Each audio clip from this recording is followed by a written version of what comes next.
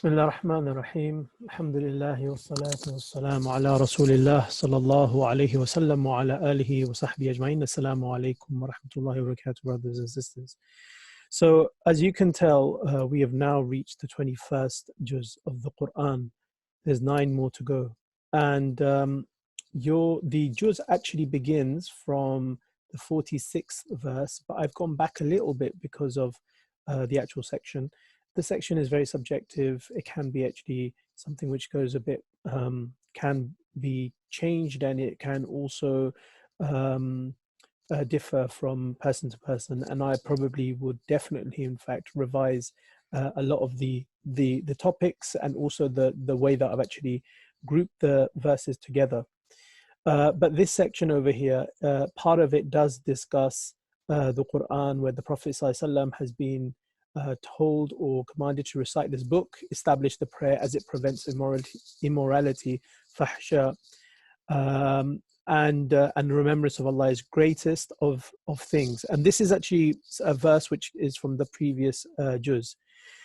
And then Allah subhanahu wa ta'ala, He tells us that argue with the people of the book in the best way and tell them to believe in the book and the previous ones. Our and your Lord is one, and everyone should submit, and this book has been sent like the previous ones.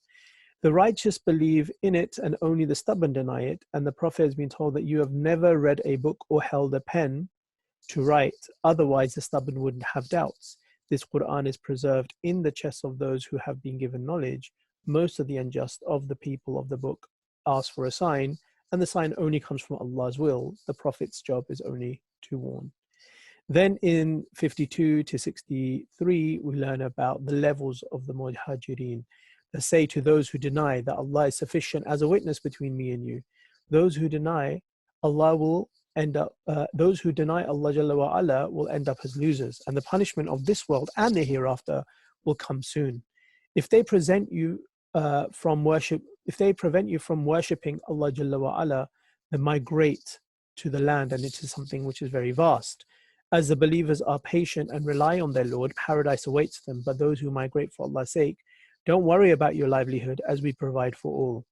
Ask the disbelievers who created the heavens, the earth, the sun, the moon. They will say in each instance that it is Allah. They will never deny Allah's Allah, and Allah is the one who sends the rain and gives life to a barren land. Most do not understand. In the final part, 64 to 69, Allah Jalla wa Ala tells us about the disbelievers and how this life is nothing but play and amusement. The real life is the hereafter. When these mushrikeen board the ships, they call upon us, and when we save them, they return back to shirk. Do they not ponder how they spend their lives in peace, although people around them are being killed? How ungrateful! Those who deny will end up in hell, and those who strive, we will guide them and support them.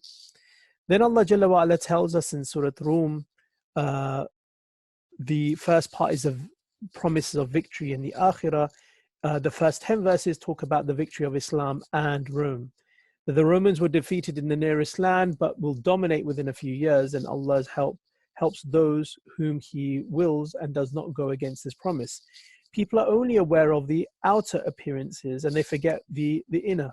If they want to know the power of Allah, reflect upon yourselves, the heavens and also the earth. Ponder over the ends of the deniers. As they ridicule the verses of Allah, they had a bad end.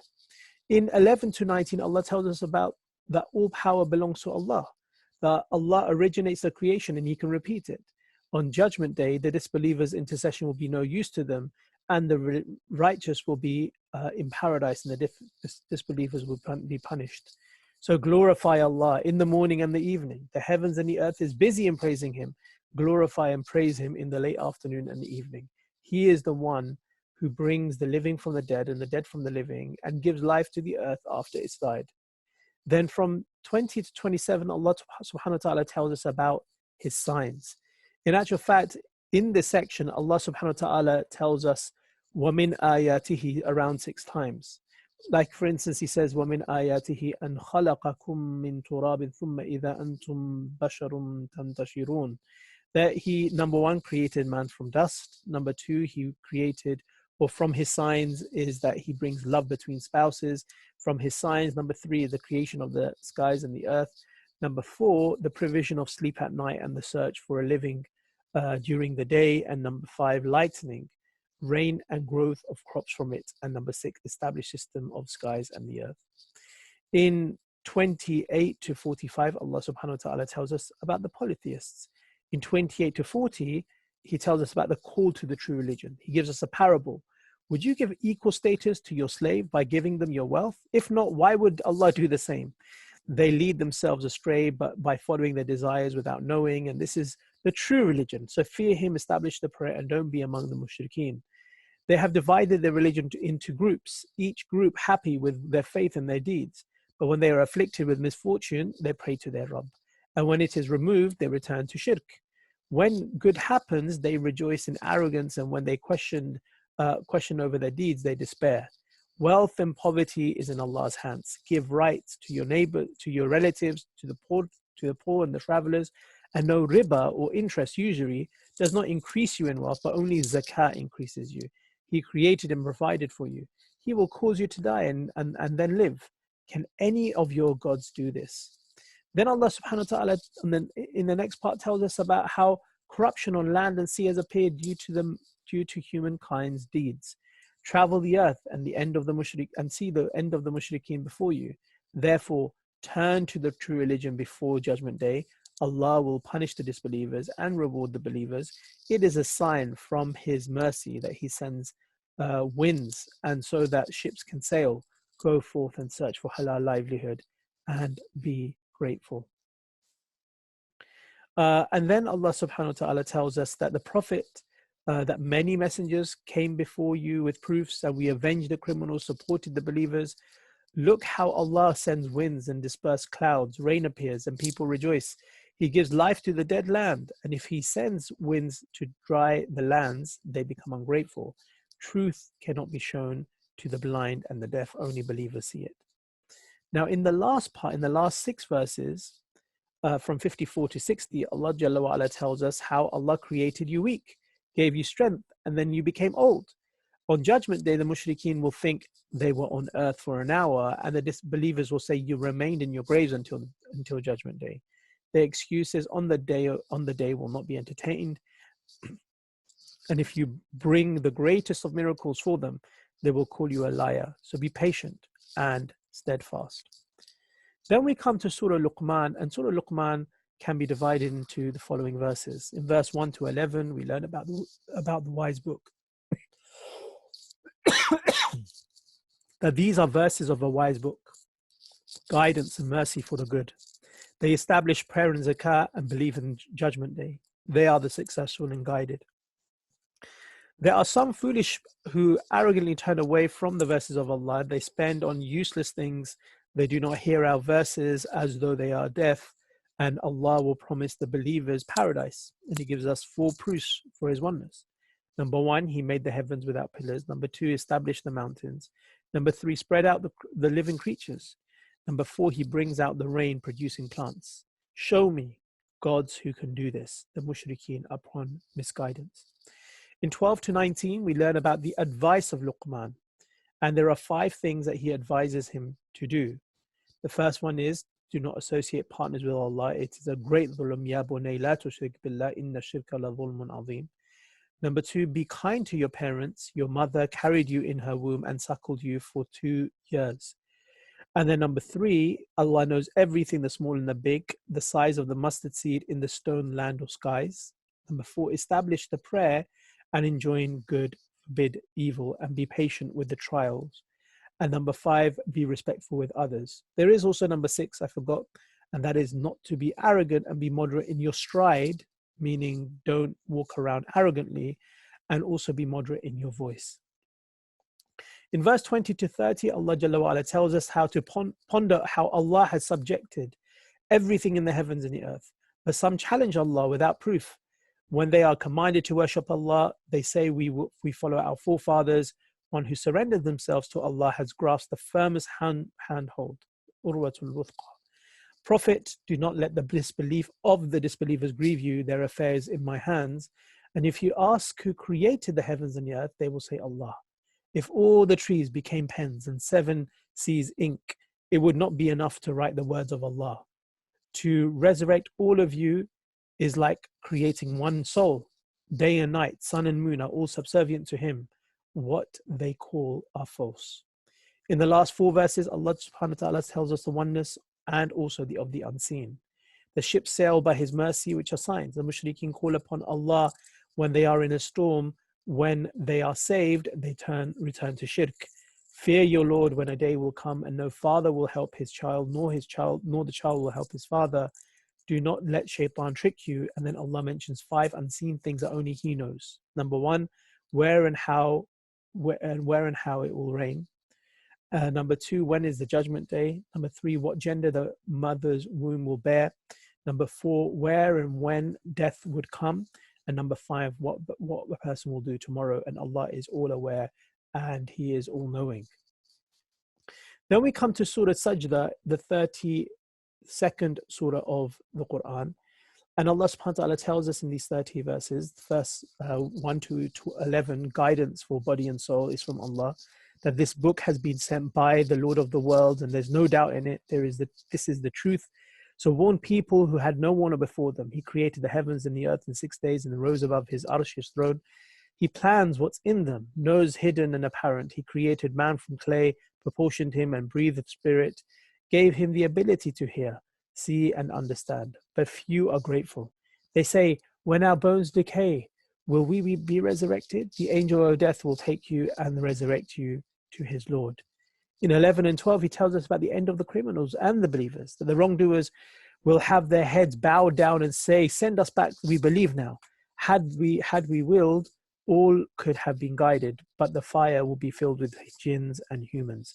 Taste from the punishment for denying meeting me. Only those who believe in our signs and our verses are those who prostrate and praise.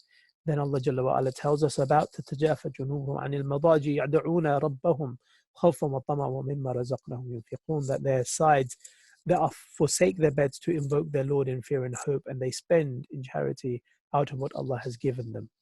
The believers will get paradise, and the disbelievers will try to escape from the fire, but they will be driven back. They taste the small punishment for the big one, so that they can retract their transgressions. Who is more unjust than one who turns away from the best counsel? The criminals will be avenged in full. In the last 7 verses, 23 to 30, Allah tells us about the glad tidings of the righteous. That Musa alayhi salam was given the book like the Prophet which was a source of guidance for the Bani Israel. They endured with patience and believed in our guidance. We made them leaders from among those who guided others. The mushrikeen traveled to towns that were destroyed and don't take lessons. Can they not see how Allah drives a water to a dry land and produces crops which are fed to cattle and they eat it as well? They inquire, when will the judgment day come? On that day, their faith will not be of any use. Let them wait. We are also waiting. Then we come to the last part of the juz, which relates to Surah Al-Ahzab, where in verse 1 to 8, Allah subhanahu wa ta'ala tells us,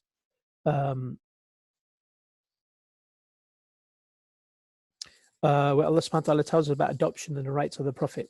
Allah Jalla wa Ala says, Ya ayyuhal nabiyyu ittaqullaha wa la tuti'al kafirin wal munafiqin inna Allaha kana aliman hakima. That, O Prophet, keep your duty to Allah and do not obey the disbelievers and the hypocrites.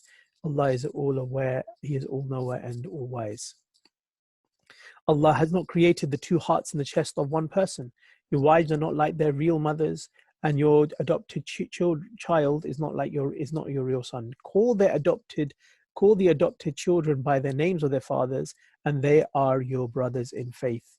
You will not be taken into account for mistakes in the past, and the Prophet has a greater right over the believers than their own selves. The wives and the mothers of the believers, blood relatives, have a greater claim on inheritance than the muhajirin, but you can give to your friends also.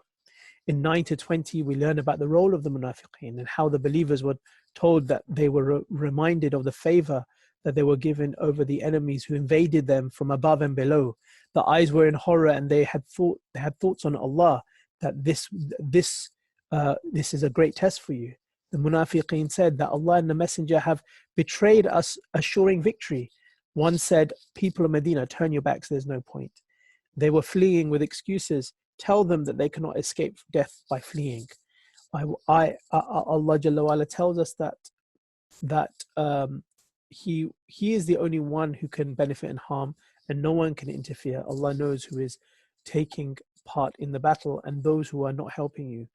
They are about to faint at the mention of war, but when the war ends, they want to take part in the spoils.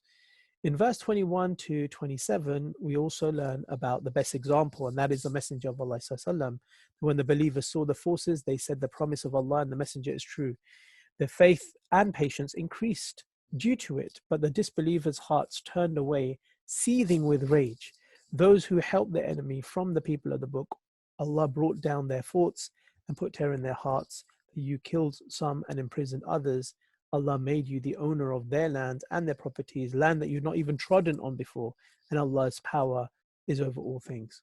Although it's not on the diagram, Surah Al-Ahzab does end with to verse 30, and the last three verses, 28 to 30, is the Prophet, Allah Jalla wa'ala telling the Prophet to tell your wives, if you seek the world, then you will be released in an honorable way. But if you seek Allah and His Messenger of Allah sallallahu, then the hereafter will be prepared for those who do good. So there's a lot of surahs that we covered. 1, 2, 3, 4, 5 surahs in this juz is the most surahs that we covered in a juz, and although 3 of them are complete, I ask Allah subhanahu wa ta'ala to give us the ability to utilize the last 10 nights in the best possible way. Jazakumullah khair. Assalamu alaikum wa rahmatullahi wa barakatuh. Subhanakallah wa bihamdika, la ilaha illa anta, astaghfiruka wa atubu ilayk.